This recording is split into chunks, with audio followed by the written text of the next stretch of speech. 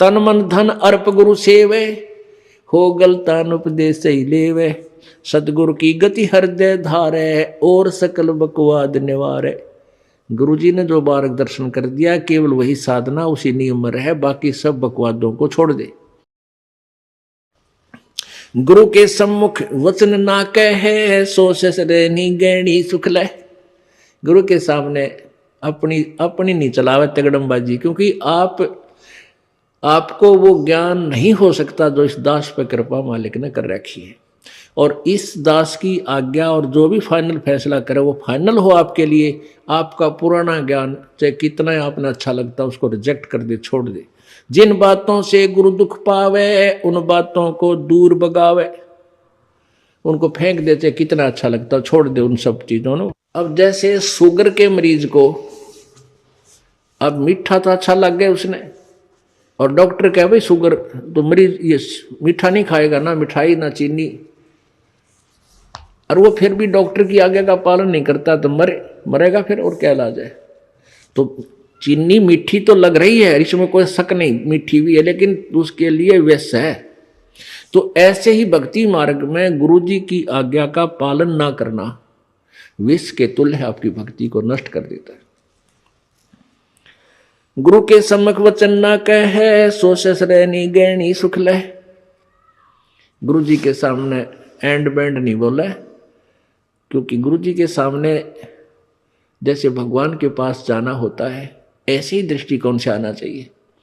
अपनी फरियाद करे, जो भी आदेश हो सिरोधार्य करे और चल पड़े, चाहे मन कुछ भी सोचता रहे, क्योंकि परमात्मा अंतर्यामी है, आपके सब दुखों से परिचित है, और वो आपके जितनी श्रद्धा आपकी होगी उतना ही निवारण आपको साथ साथ रिजल्ट देते रहेंगे।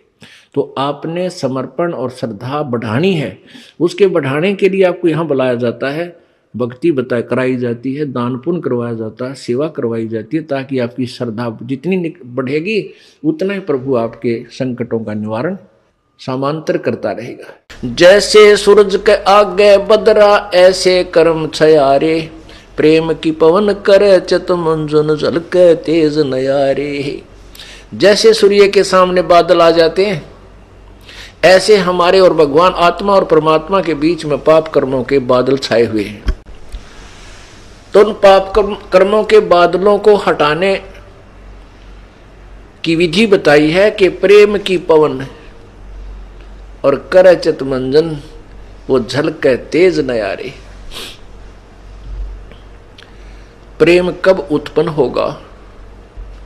प्रेम उत्पन्न कहते हैं, प्रेम न बाड़ी उपजय, प्रेम न हाट बिकाए, राजा प्रजा जो रुचि वह शीश दे ले जाए। अब शीश कैसे देना है? शीश काट के नहीं देना गुरुदेव को। कैसे देना है शीश? सिर सौंप्या गुरुदेव को, सफल होया यो शीश, नितानंद इस शीश पर आप बसे जगदीश। कैसे प्यार उत्पन्न होगा, कब होगा प्रभु के प्रति?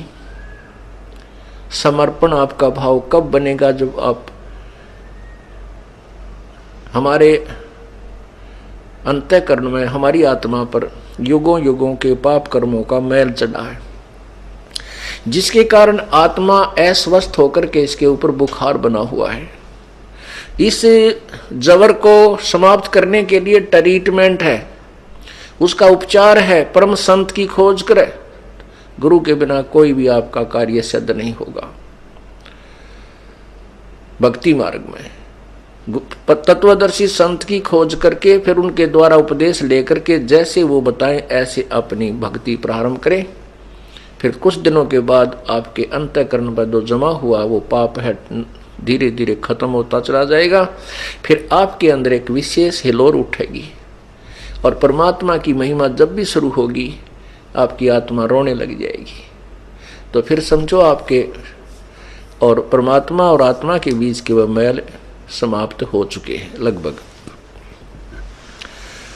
तो कैसे समर्पण कैसे होगा?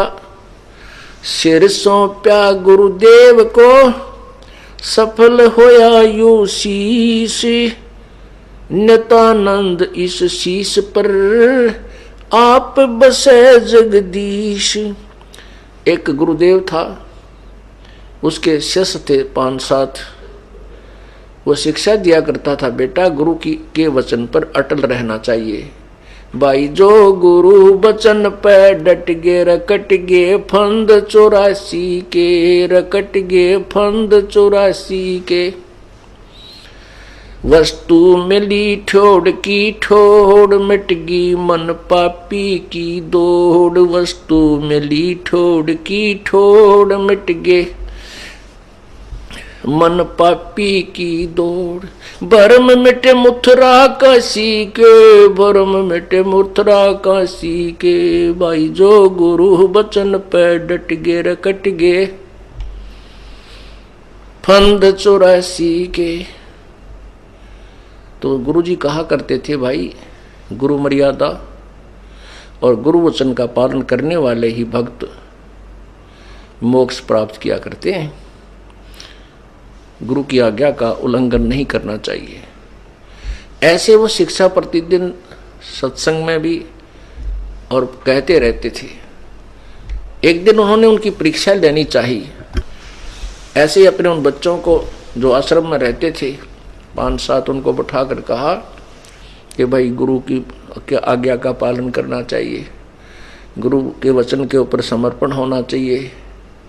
उदाहरण दिए जाते हैं कि जैसे गोरखनाथ जी के आदेश से गोपीचंद और भर्तरी ने 12 वर्ष तक अलवर के किले में यानी मुफ्त सेवा की। अलवर राजा अपना किला बना रहा था, तो गोरखनाथ जी ने कहा कि जाओ वहां 12 वर्ष तक, वो जब तक वो किला पूरा नहीं हो वहां तुम मजदूरी करो, पर कोई तनख्वाह नहीं लेना, पैसा नहीं लेना, और खाना भी कोई और कहीं मजदूरी करके खाना अलग से। तो कहते हैं वो गोरखनाथ जी के वचन अनुसार उन्होंने 12 वर्ष तक वहां सेवा की, लेकिन कोई पैसा नहीं लिया।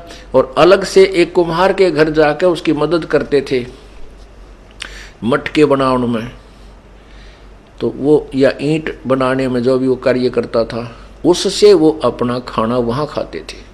कहते हैं वो भाई पार हो गए। तो इस प्रकार गोपीचंद और भर्तरी ने गुरुदेव के वचन की अवहेलना नहीं की, इसलिए वो सफल हुए। ऐसी शिक्षा दे रहे थे। तो उसी समय गुरुजी बोले, भाई देखो मेरी आज्ञा है तुमको कि मेरे सिर में अपने जूते निकालकर 5-5 जूते मारो, सारे लाइन लगा लो। अब लाइन तक कहाँ लगानी थी उनकी, तो नीची गर्दन होगी, गुरुदेव के सिर में और जूते मारे, नाश हो गया भाई तो बात का। अब कोई नहीं उठे, ना गुरुदेव की तरफ नजर जोड़े। गुरुदेव ने कहा, मैं इतने दिन हो गए तुम्हारे साथ माथा पचाई करते न कि भाई गुरु की आज्ञा का पालन करना चाहिए, ये मेरा आदेश है, तुम जूते मारो मेरे 5-5। अब उनमें से कोई नहीं उठा। जब तीसरी बार उसने कहा, भाई तुम तो सारे फेल हो, वैसे ही बात बनाते थे गुरुजी, हाँ जैसे कहोगे ऐसे कर देंगे, चाहे शीश ले लियो फलाना ले लियो, कहा गई तुम्हारी वो भावना। तो एक भक्त उठा, अपना जूता निकाल कर गुरुदेव के निकट जाकर के उसके चरणों में बैठ के और अपने सिर में 5 मारे। गुरुजी बोले, भाई डंडी मत मारे, मैंने तेरे सिर में नहीं मेरे सिर में कहा है। तब उसने कहा कि हे गुरुवर, ये दास का शीश भी तो आप ही का तो है। सीने से लगा लिया उस बच्चे को उस गुरुदेव ने। तो कहते हैं गुरुदेव को समर्पण कर देना ही शीश देना है। तो पुण्यात्माओं, प्रेम कब जागृत होगा? जब इसी भावना हो जाएगी। इस कथा को सुनकर आत्मा गद गद हो जाती है, अंदर से रोने को दिल करता है। तो इसलिए परमात्मा कहते हैं, जैसे सूरज के आगे बदरा ऐसे कर्म छयारे, प्रेम की पवन करे चित मंजन झलके तेज नयारे। तो फिर वो परमात्मा प्राप्ति होएगी। अगर आप ये वीडियो YouTube पर देख रहे हैं तो हमारे चैनल को सब्सक्राइब करें और बेल आइकन को दबाना ना भूलें। अगर आप Facebook पर ये वीडियो देख रहे हैं तो हमारे पेज को लाइक करें।